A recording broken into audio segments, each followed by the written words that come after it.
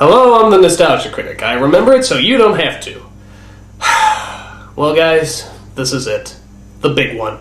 The shit-stopper. The constipation of American cinema. A bowel blockage from which nothing of any value can possibly be removed.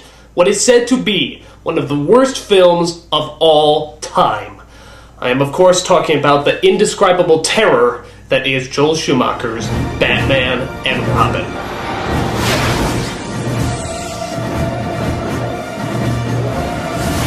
We are talking about a movie that's so bad that lawyers are actually making reasonable arguments that their client's crime may be horrible, but at least they didn't make Batman and Robin. And in the remotest parts of Southeast Asia, it is still considered the #1 preferred form of execution. No! No, please! Anything but that! So as you can tell, I am not looking forward to reviewing this stinker. However, before I review it, let's take a look at the declining history of these Batman movies. The first Batman film was released in 1989 under the direction of then-newcomer Tim Burton. It was edgy, dark, and made just as much for adults as it was for children. In fact, it was made more for adults, and continues to be the highest-grossing Batman movie to date. The second film, Batman Returns, was also very edgy and dark, but maybe a little too dark. A lot of people didn't gravitate towards the often disgusting Penguin or the exceptionally depressing storyline. While the first Batman ended on a triumphant note, Batman Returns' ending was more bittersweet, and left a lot of people feeling kind of empty. While still a big hit, Batman Returns wasn't the mega blockbuster Warner Brothers was hoping for. So Burton was booted off the movie sequels and replaced with another director. Enter Joel Schumacher, director of the third Batman film, Batman Forever, which was definitely more kid-friendly, bringing in stars like Jim Carrey, some bright flashy colors, and some really corny one-liners. It's the car, right? Chicks love the car. It wasn't good, but it certainly wasn't horrible. It was the Batman film studios always wanted, safe and marketable. And as you would imagine, it was a big hit. So logically, Schumacher was called in to direct the next one. And seeing how this is one of the worst films of all time, special precautions have been made today to prevent me from killing myself. For example, all sharp objects have been removed from the building. They took away my tie so that I don't hang myself. And, they also padded the edge of my glasses so that I don't jab them in the sides of my throat. But they didn't count on my cyanide pills. So, let's take a look and see just how bad Batman and Robin really is. Well, this doesn't seem too bad. They're just suiting up, there's the Batmobile, the music's nice. Maybe this won't be so horrible after all. I want a car. Chicks dig the car. This is why Superman works alone.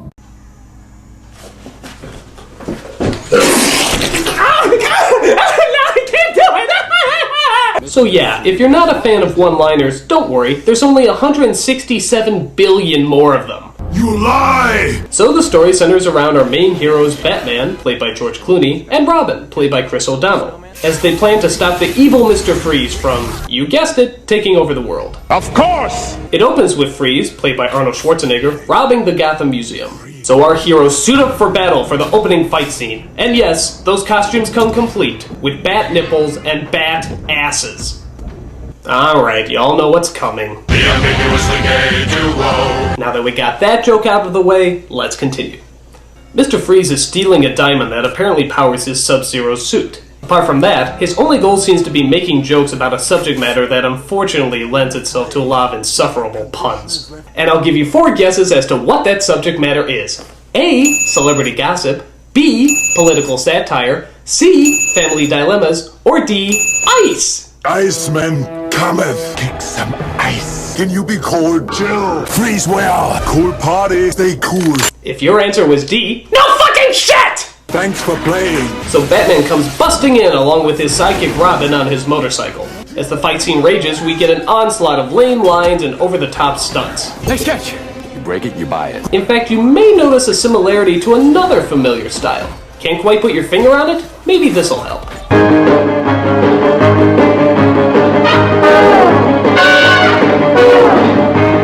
That's right, this Batman movie has stopped moving forward with its dark storyline and complex character development, and has instead gone back to the campy, bright, and colorful style of the original Adam West TV show.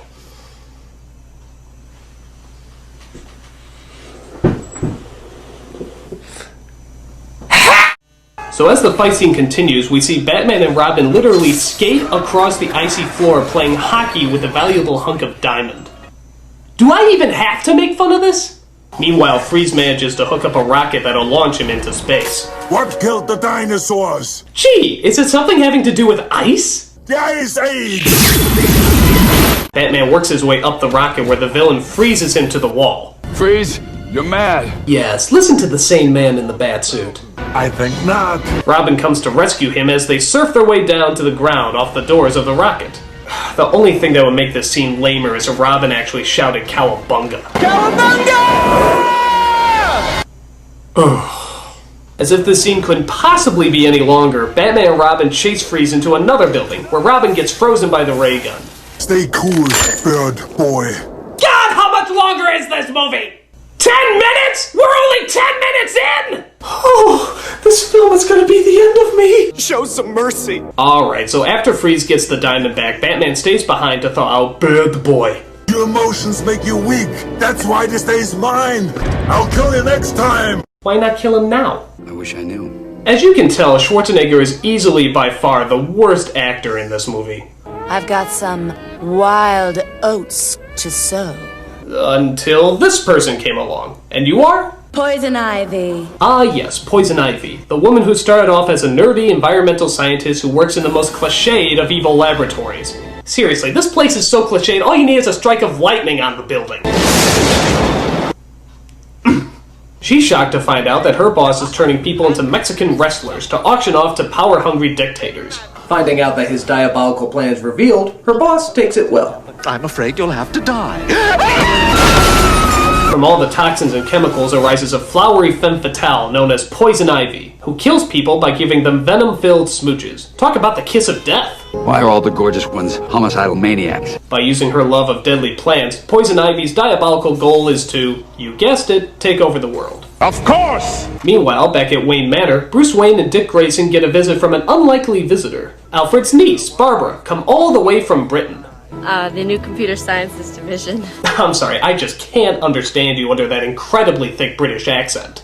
I don't know, all this luxury really isn't my style. Definitely Liverpool. London's kind of rough. Meanwhile, we discover that the villainous Mr. Freeze actually has a wife who has an incurable disease. So he keeps her frozen in the comfort and hidden safety of a neon-lit ice cream pub. How can nobody figure out that he's in there? It's the equivalent of Walt Disney trying to hide out in Disneyland. I mean, don't you think somebody would take a look? It's really ridiculous. While trying to figure out a cure for his beloved wife, Freeze spends most of his time conducting an orchestra of killer Eskimos to sing I'm Mr. White Christmas, I'm Mr. Snow. That's just stupid. Meanwhile, the Batman who used to hide from the limelight and steal any hidden photographs taken of him is now making public appearances at a sexist auction where men bid on good-looking women to take out on a date. While there, they come across the seductive Poison Ivy, who blows a hypnotizing perfume that makes men bow to her every will. And as you sadly might have guessed, Batman and Robin actually start bidding on her. $1 million. 2 million. 3 million. 4 million. 7 million. Never leave the cave without it. A Bat credit card? They gave him a Bat credit card? They had the balls to give one of the greatest superheroes of all time a Bat credit card? No! No! Does not compute! Does not compute! It does not compute! I can't sign! I apologize for that outrage. It was childish and immature. I just get a little peeved when I see one of my childhood icons carrying a Bat credit card, you bastards! I'll kill you! I'll kill all of you! All of you will die! You'll get the gas!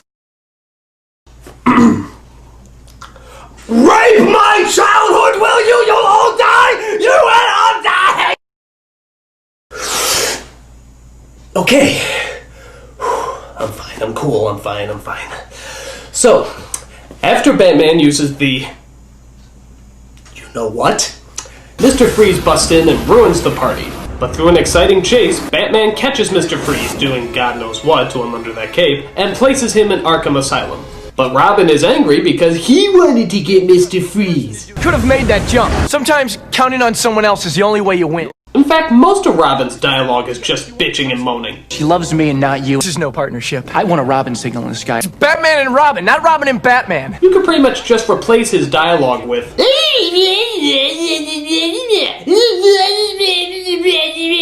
Look, I made a mistake. I'm sorry. Meanwhile, in story number 12, we see that Barbara gets out all her rage and emotions by partaking in pointless motorcycle chases. After Dick Grayson saves her from the world's worst blue screen effect, Barbara reveals a stunning secret about Alfred.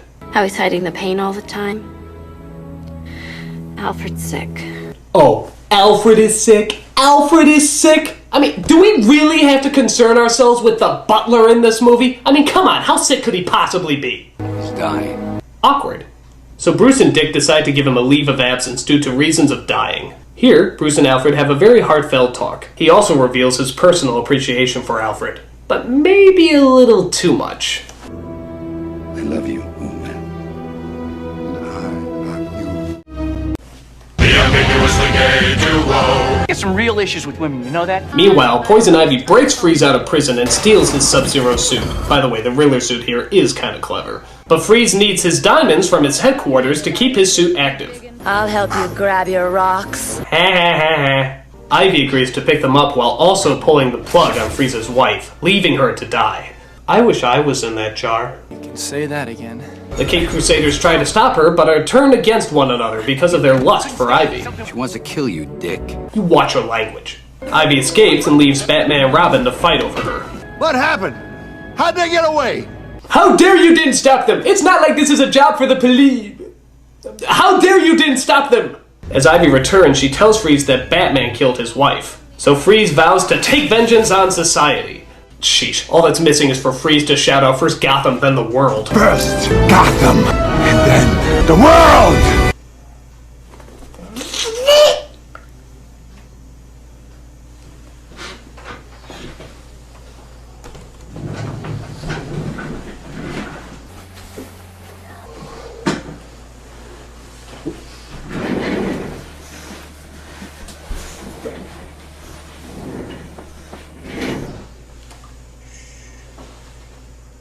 I hate this. Look at that. That's so lame. This is idiotic. I really hate this. This is so stupid. I wish I could kill myself. Wow, that's horrible. Oh my god, I can't believe how bad this is. I wish I could kill myself. So while Freeze tries freezing the world, Ivy tries to seduce the dynamic duo. And here's something you never thought you'd see in this movie: a man kissing a woman.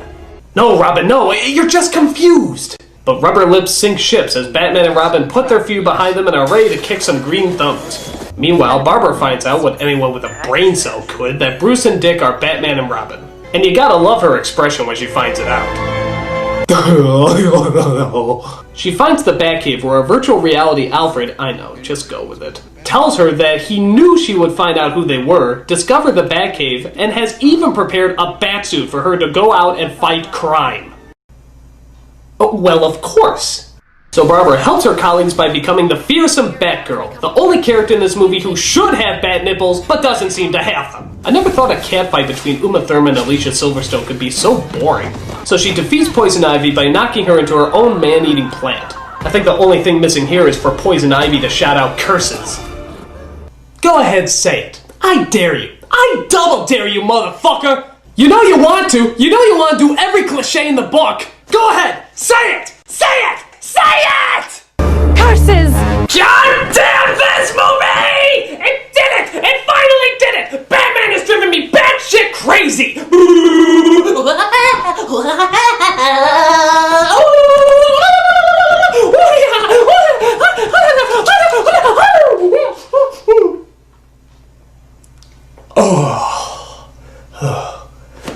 Tranquilizers. Always come prepared when Joel Schumacher's involved. So Batgirl saves the dynamic duo and reveals her secret identity. Bruce, it's me, Barbara. Barbara? Who would have guessed? That mask just hides your face so well. I find that unlikely. So the three of them set out to stop Freeze after having a change of wardrobe, apparently, and plan to unfreeze the city. Sunlight could reverse the freezing process. Sunrise in for 5 hours. Here, But it's morning in the Congo. we could relay the sunlight. From the other side of the equator. It'll take the satellites about a minute to realign. Satellites could be positioned to thaw the city directly, but that'd take a computer genius. I'm on it. All right, I'll set the telescope, you thaw the mirrors. Oh, thank God I don't care. So through a series of lame lines, ridiculous stunts, and over-the-top effects, our heroes defeat Mr. Freeze and blow up his giant ray gun. Wow. Just think about how many starving children we could have saved with the money used for these effects. Talk about your cold shoulder. After that, they melt all that nasty snow covering Gotham down to your simple basic rubber icicles. But wait a minute, what about Alfred? Isn't he still at death's door? Well, luckily, Freeze's wife has the exact same disease as Alfred, and having a change of heart gives Batman the cure that he kept in his suit. And he didn't use this on his wife because... So as you can imagine, they put Freeze in jail, get the cure to Alfred, and they all live happily ever after. But wait, what to do about Barbara? You are going back to school. Bruce, you're never gonna win this argument. Partners? Partners. So you see, kids, the moral of the story is drop your studies, forget all about school, dress up in tight leather, and live your life as a superhero. Why? Because Batman said it's okay. I'd say this is a horrible lesson for the kids, but I don't think it really matters. No kid ever saw this movie. Batman was a gigantic bat bomb. Bat bomb! Bat bomb. Why? Because this film is so terrible, so horrific, and so god-awfully bad, that there's only one word that could possibly sum it up. You wanna know what that word is? I'll tell you. It's super crap-a-fuckerific, XBL bullshit. A film so bad the censors really ought to go and pull it. Sadly, there's not many words that only rhyme with bullshit. Super crap-a-fuckerific, XBL bullshit. Fuck-a-little, fuck-a-life, fuck-a-little, fuck-a-life. Here's a film that's so awful, I'd rather have a guy come circumcise me with an axe and poke me in the eye. I'd rather drink a giant bowl of ape and monkey splooge. And there's another million things that I would rather do. Super crap-a-fuckerific, XBL bullshit. Film so bad the censors really ought to go and pull it. Sadly, there's not many words that only rhyme with bullshit. Super crap-a-fuckerific, XBL bullshit. No, really though, it's awful.